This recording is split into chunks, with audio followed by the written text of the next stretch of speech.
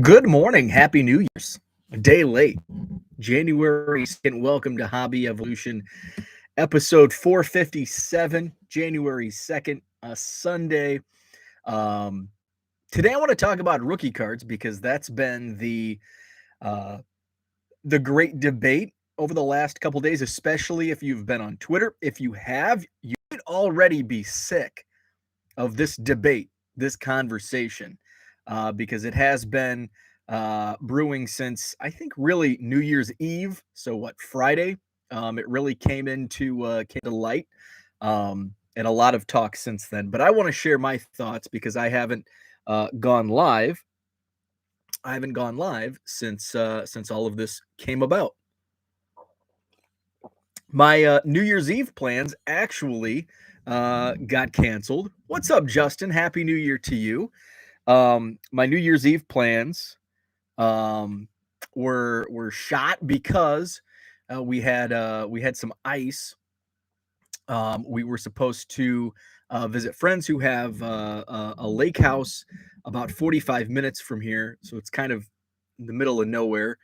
Um, we were getting ready to go. We were getting ready to leave at 5 p.m. and we get a phone call from my wife's friend. She says, "We just lost power. We're completely in the dark." So that's the situation. So I'm getting the dog ready because we're going to be out for a few hours. So getting the dog fed, taking the dog out to go to the bathroom. And I'm wondering, I hope this isn't weather related power outage, because we were supposed to and we did get snow yesterday, but I didn't know what the Friday weather was. So took the dog out, and the dog comes back in and like falls coming up the steps and like makes a noise. And our dog's only 10 pounds, so it doesn't take much. Or it does take much. It does take quite a bit to make a noise for a little dog. So my wife, I mean, it was enough that my wife goes, "What was that?" And I go, "Oh, Biscuit, just she's clumsy. She's a clumsy dog." And I'm like, "Oh, she just fell up the steps." So at this point, I'm like, now I'm a little concerned with the weather situation, driving 45 minutes. It's like all back roads. I look at there's a winter weather advisory in effect for our area. Freezing drizzle, and I had gone down to the mailbox just prior, and it was like misting, and I'm like, well, this isn't good. So icy conditions and all that, and I'm like, I don't know if this is a good idea. All of a sudden, I'm walking back toward the sliding door where I took the dog out, and it dawned on me, opened it up, the steps were completely glazed over in ice, complete ice, which is why our clumsy dog didn't trip up the steps. She slid on the ice. So we had to cancel our plans. Good thing I know there was a fatality, a fatal accident, um, in the area between here and there, and I saw some comments on a Facebook news post that the roads were really dangerous. So it's a good thing we canceled out. We stayed home. So I'm gonna give a quick movie review before I talk about rookie cards. Zach is with us. Zach got 6 inches. Holy cow. Very light. Yeah, we had a very light, fluffy snow, maybe only 2 inches by the looks of it. Like it barely covers my driveway and sidewalk. I haven't gone outside yet, but be doing that after I finish up here. But one of my neighbors did fire up the snowblower, so enough for the snowblower, but it doesn't look like too much. What's up, Brian? Brian's here. So what's your snowfall count? Um, Friday night, New Year's Eve. So we stayed, we couched it. I drank some silver bullets on the couch. And that's right. I have to go shovel now. We watched Don't Look Up on Netflix, and I had heard terrible reviews on this movie. And it's like, okay, let's watch it. And it starts out, and I won't give it away. Well, I'm going to give some of it away. Um, but it starts out as like a doomsday movie. It's an all-star cast. Leo DiCaprio, Jennifer Lawrence, Meryl Streep, Jonah Hill, and then there's cameos by, several celebrity, big name Hollywood type. So it starts out as like a doomsday. This Earth destroying comet is barreling down on Earth, and essentially we have 6.5 months to live before this comet destroys the Earth. Zach says Gnarly Core was telling me to watch that. We were talking about it being Me First Society. Yes, so I'm gonna get into it. So it starts out as like this doomsday movie, and it's like, okay, it's gonna be like Armageddon-ish, and it gets in like maybe 15, 20 minutes. And so Leo DiCaprio, Jennifer Lawrence, they are like scientists. She's a PhD student. Leo is a professor at Michigan State. They go visit the White House and visit the president, played by Meryl Streep. And she plays like this very flippant president. And Jonah Hill is her son, who is the chief of staff. And they're very comedic, like over the top, like not presidential. We may or may not have had a president similarly acting to this situation. I won't dive into politics. Um, so all of a sudden it's like, this is goofy. This is complete satire. So we're 30, 40 minutes in. I'm like, this is awful. This is terrible. Because it was clunky. The first 30, 40 minutes, very clunky. It was hard to figure out. Is this supposed to be serious or a joke? Like, what's going on? Now, background, Adam McKay, I think produced, directed this film. He was behind Talladega Nights. He was behind some of the Will Ferrell movies. So, Bo, can you take a guess here? I cannot. This is just YouTube. Um, I'm not on StreamYard. So I'm thinking, okay, what we almost turned the movie off. Almost turned the movie off. And I'm like, well, we don't have if we turn the movie off, we're gonna end up watching another rerun of Big Bang Theory or Schitt's Creek. That's what it's gonna be. We weren't. I have no really care about the college football playoffs, so I wasn't watching any of those games. So let's just get through it. As it rolls out, as it develops, and I'm talking about the movie Don't Look Up. As it rolls on, it's like, okay, this is satire. This is complete satire. Meryl Streep is playing the role, possibly, of a former president. The Earth destroying comet may not be COVID, and the mainstream media and people in our society may be people in our society that are going on with their lives like COVID is just, this fake made up, oh, it's not going to happen. It's not going to happen, and completely downplaying it. So it's like Zach says in the chat, we were talking about it being a Me First Society. That's completely what it is. And I think it's genius. I went from hating, like I was about ready. I was like 3 seconds away from typing out a tweet. This is the worst movie ever made. I'm like, I'm gonna give it a chance. I'm gonna make it through before I give a full opinion. And we're at like 30% here in New York. I've had it since Christmas Eve. So it's just it's a fascinating movie. If you haven't watched it, watch it.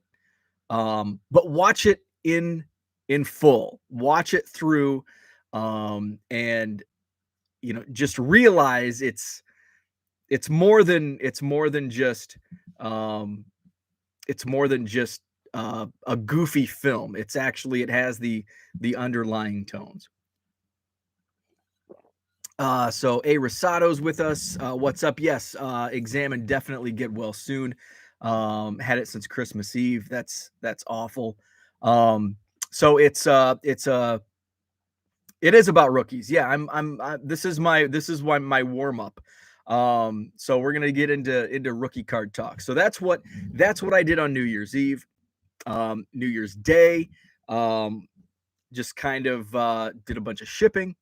And what's up, Herman? Good morning. Did some shipping, ran some errands, picked up some more WWE Heritage. Didn't pull any fire like I did the other day. But it was a fun rip. The singles have been selling really well on eBay, so I've got another stack of 100 and some WWE Heritage cards that I'll be listing in my eBay store this week. So today's a big shipping day, and then tomorrow I'll hammer out some more listings. So let's talk rookie cards. So the great debate this week has been Bowman's best, and who would have thought we end the year with all of this talk about Bowman's best? If you're unaware, here's what happened. Bowman's best released this week. Typically, in previous Bowman's best sets, there has been a base set numbered, say, 1 through 100, and a prospect set. Now, the prospect set in Bowman's best have been, I think, like TP-1, TP-2, etc. That determines whether, it's a prospect set. It's separate from the base set. Well, in this year's product, 2021 Bowman's best, the prospects are mixed with the base players. And you're thinking, well, so what? So the issue is, and so some of the prospects include Wander Franco, who is going to be the banner of 2022 rookies.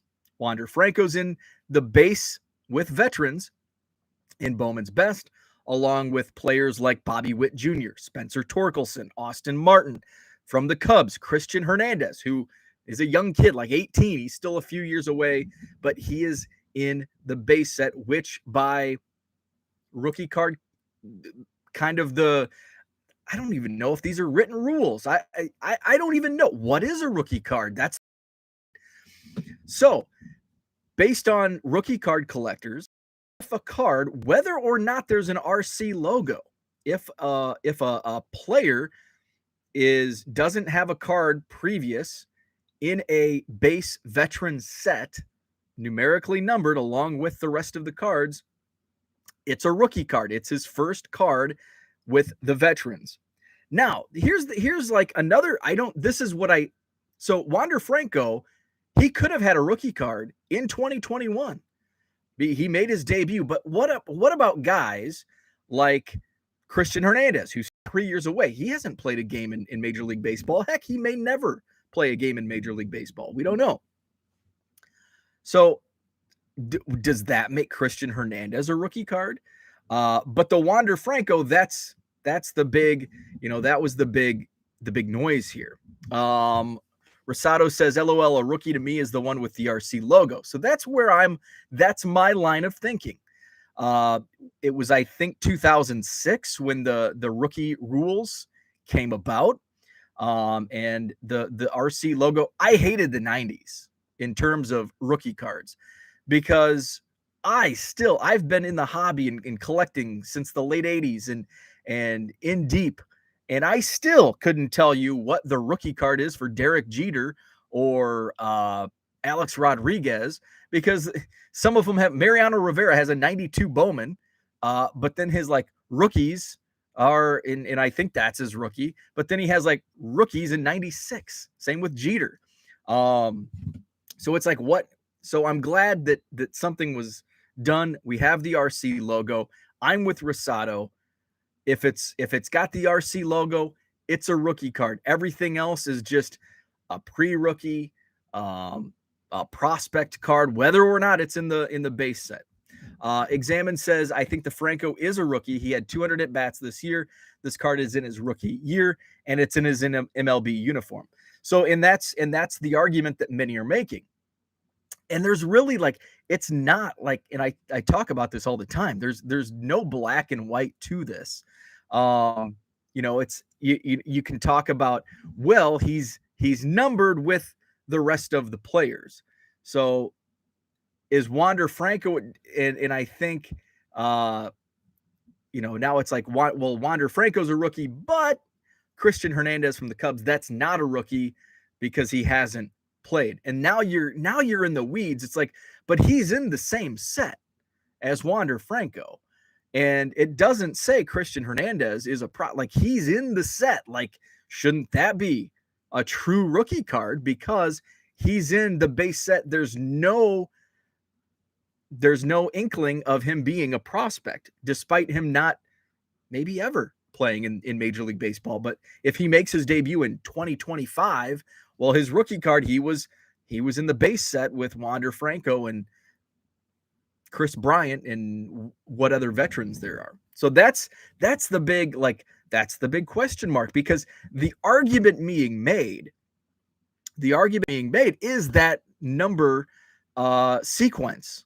That's like the big, well, he's in the set and 1 through 100, that's the big argument, that it should be a rookie card. So does that mean they're all rookie cards?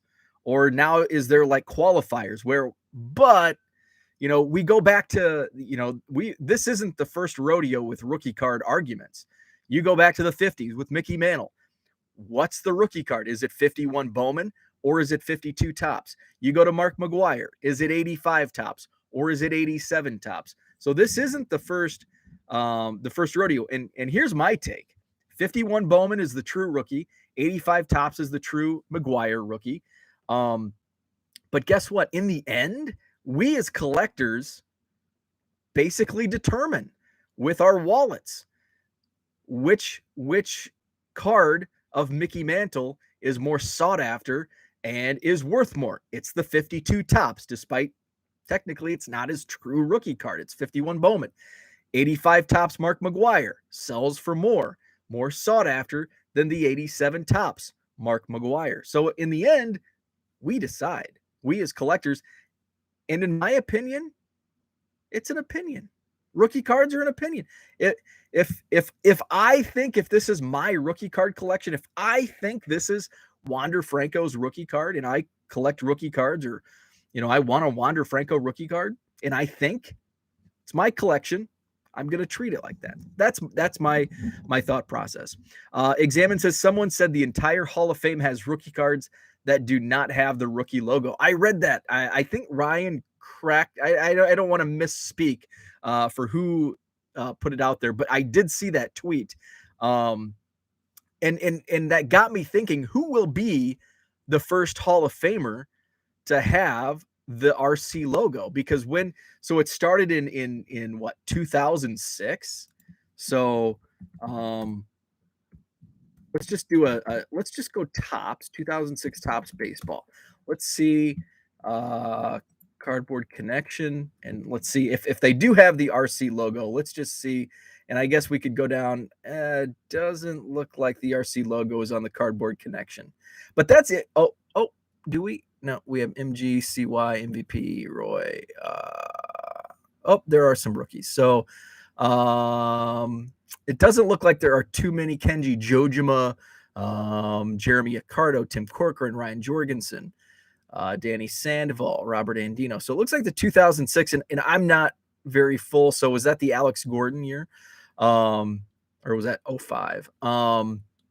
So I'd be interested, and if somebody has that they can pull up quickly, I would be like, who will likely be the first Hall of Famer with an RC logo? So it's probably going to be in like 2006, 7, 8 sets. I'm trying to think of guys who have recently retired. We've talked Buster Posey. Buster Posey could be. So he's 5 years away, and his rookie was in, and he retired fairly young. So Buster Posey might be the first. Joe Mauer's coming up, but he was a rookie in what, 03 or 04. So he predated that RC logo.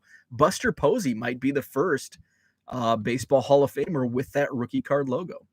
Rosado says MLB should have left it to us. And I think, and I'm with you, and I think that's how it plays out. I think that's how it always has played out, where we essentially determine what it is, what a rookie card is, and we can have these arguments. There's still debates.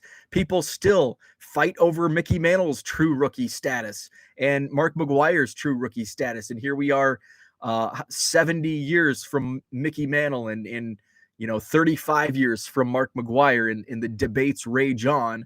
and half the people think for McGuire it's 87, half think it's 85. What's an XRC? So an XRC, you saw that denoted in Beckett magazine. An XRC is, and what I believe is it's supposed to be, Examine says extended rookie. So what they used for XRCs was, say, 1986 tops traded. Bo Jackson, Barry Bonds. An XRC was the extended because it was extended from the 86 tops set. Now you don't have that because Tops Update, which is the new tops traded, the modern day tops traded, is now packed out. So the XRCs in the 80s were not packed out. So 86 tops, whatever rookie card was in 86 tops, it was an RC, but 86 tops traded was an XRC because you could not pull a Barry Bonds 86 tops traded from a pack. Those cards were only issued in the box sets, in the small 86 tops traded box sets. I don't think I have one next to me, but that's what an XRC is. Let's see, Ryan, I think it was Ryan that tweeted that out. Verlander. Oh yeah, Verlander. What year was Verlander's rookie? Was it 2006, 2007? So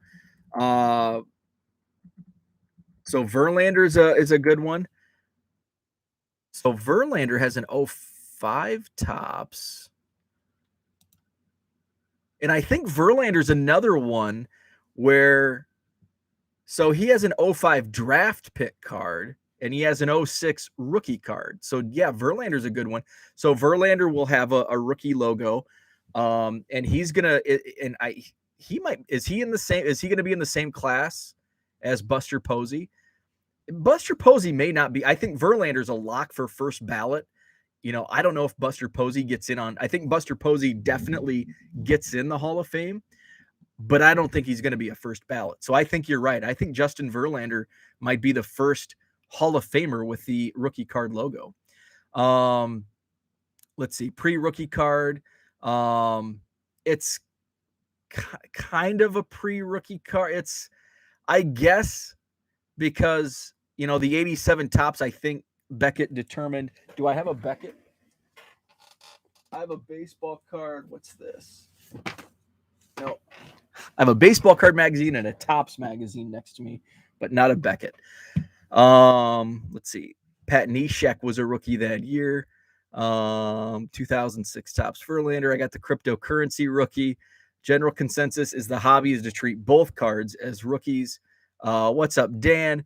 I don't know if Posey is a first ballot. I don't think he is. I think he's definitely getting in at some point, but I don't think it's a first ballot.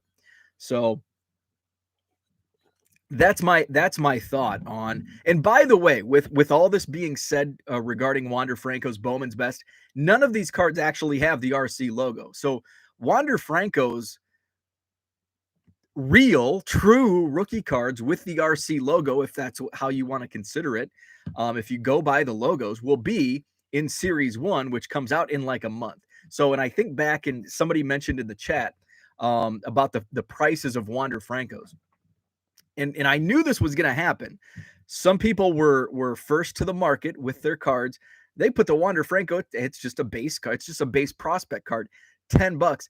Heck, I'd be happy with $10 for a base prospect card of Wander Franco. That's a great sale. But I just looked this morning. There's one at auction that still has 12 hours, and the bidding is up to $55. What's up, Jeremy? $55 for a base card, and it's is it or is it not a rookie card? So I think we're gonna see, and this is all broke during a holiday. So here's my prediction. Here's my prediction for the values on Wander Franco's Bowman's Best. We're going to see these numbers continue to climb. This all went down over a holiday weekend. So I think once some of the major hobby publications are going to pounce on it and have already pounced on it here over the weekend, but some of the mainstream outlets will write articles. I think one of those is going to get boosted by being on the Google homepage, and we're going to see, maybe a Sports Illustrated, maybe a Yahoo pick this up, It's going to be mainstream for a couple days. Prices will climb, maybe even hit $200. Yes, I think it could hit 200. Look at the Tops Now card of Fauci. I mean, we saw those sales climb huge. So I think that's my prediction. It's gonna hit a mainstream, at least one mainstream source, whether it gets picked up by a Google homepage or if it's on Yahoo or another mainstream media source. And we're going to see just a bidding war, and we're going to see prices climb. And I think it could hit $200 for the base card Wander Franco. And then you're going to see that steady decline. Top Series 1 comes out in about a month, and Bowman's Best is going to be all but forgotten. And the Series 1 Wander Franco with the rookie card logo comes out. That's going to be the most sought after Wander Franco. And the hobby will decide from there. Is it the Top Series 1? Is it the Bowman's Best? So, and then, by this time next year, the Wander Franco Bowman's Best will be selling for $10 again. That's my prediction. Nick says he might write something for Forbes. I think Posey was too hurt much to be in the Hall of Fame. Yeah, there's I mean, I didn't think at first blush when he made his announcement that he was retiring, it's like, he's not a Hall of Famer. Like, based on just like anecdotal knowledge that I had on Buster Posey, I didn't think he was a Hall of Famer. And then people were replying to my tweets, and I didn't even say that. I just kind of I alluded to it in my tweet. And as I received many replies, and many of which were from Giants fans, understandably, they're gonna be on Buster's side for a Hall of Fame run. And I thought, okay, these are just Giants fans. These are just Buster Posey fans. Then I looked into the numbers and his credentials and his overall resume, and I think he's definitely a Hall of Famer. I think Joe Mauer's a Hall of Famer.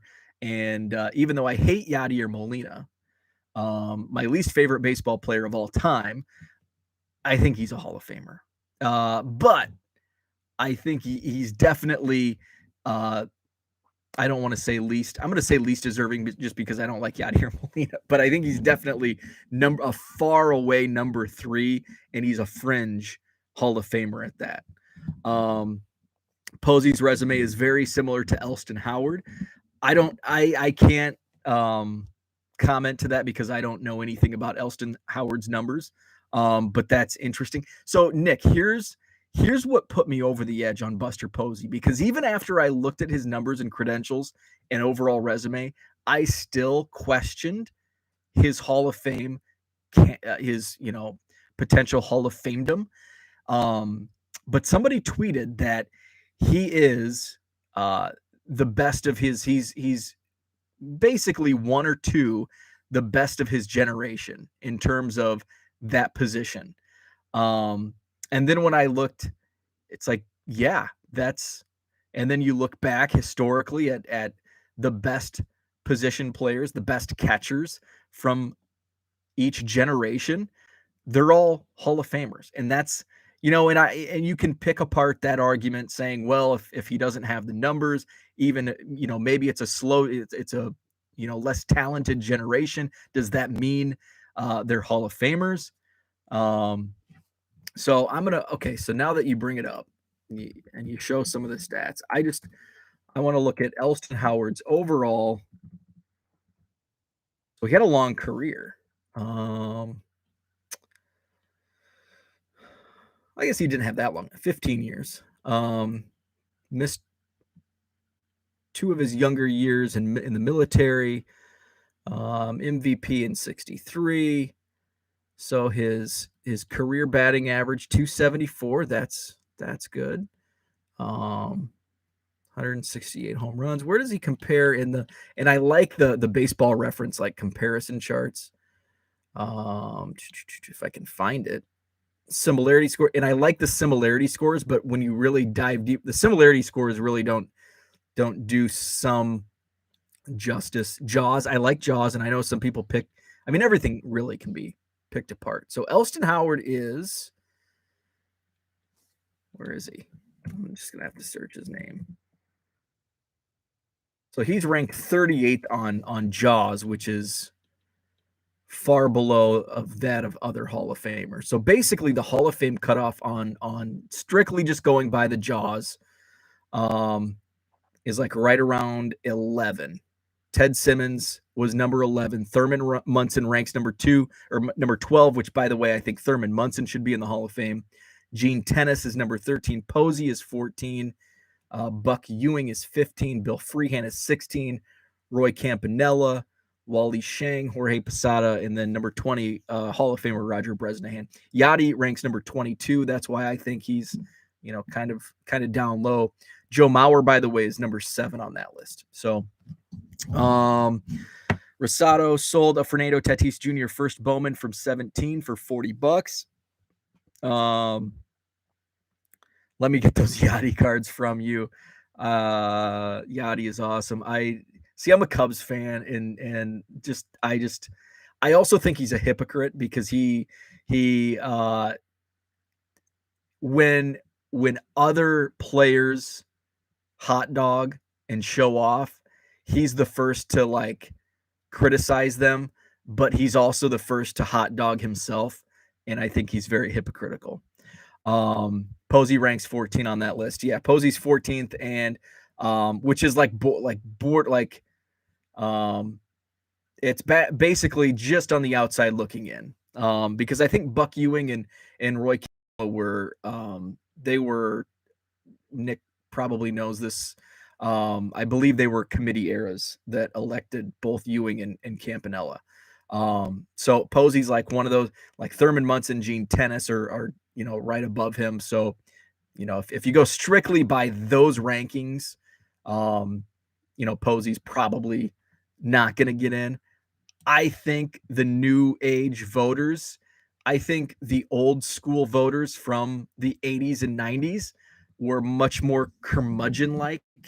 And I think we're in an era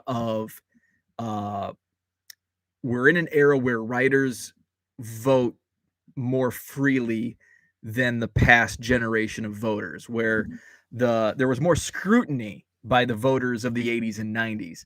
The new school is open to selecting. I mean, you already see with the types of like Bonds and Clemens who are climbing.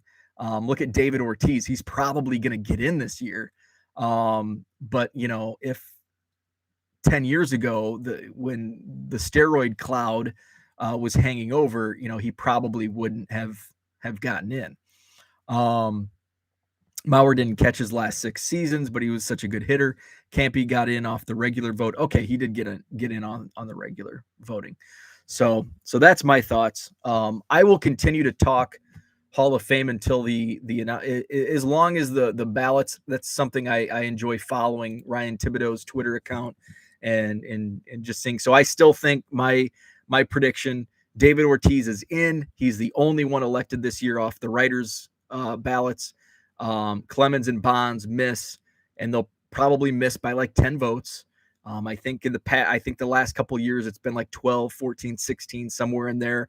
I think they'll gain a few, but I think they still are shy by 8 to 10 votes to ultimately get in on their final ballot. So they'll have to wait for a committee. I think eventually they will get in. There was another blank. Yeah, I saw another blank ballot, and I think this blank ballot was turned in by somebody who's done it before, possibly. And let's see. I haven't checked. Ryan Thibodeau, not Mr. Tibbs on Twitter, ran some. He's got 31%. He just tweeted this out a half an hour ago.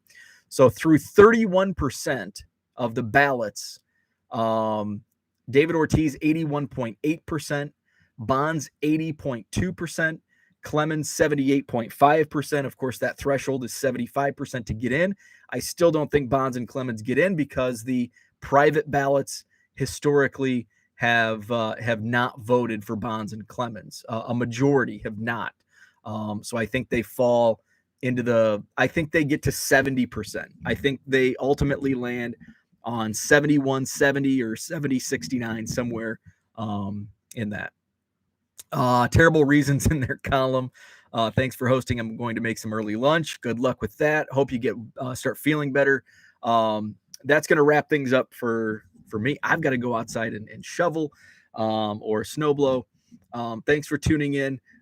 Back tomorrow morning, regular schedule this week, Monday through Friday, 7 a.m. Central Time, and then no show on Saturday. I'll be going down to the Rockford Card Show, the Northern Illinois Card Show in Rockford. I'm excited because it's my first card show in like 6 weeks since my show in Madison at the end of November. So I'm excited to get back to a card show and maybe find some deals and make some sales. So looking forward to that. So hey, have a great Sunday, and we'll chat tomorrow.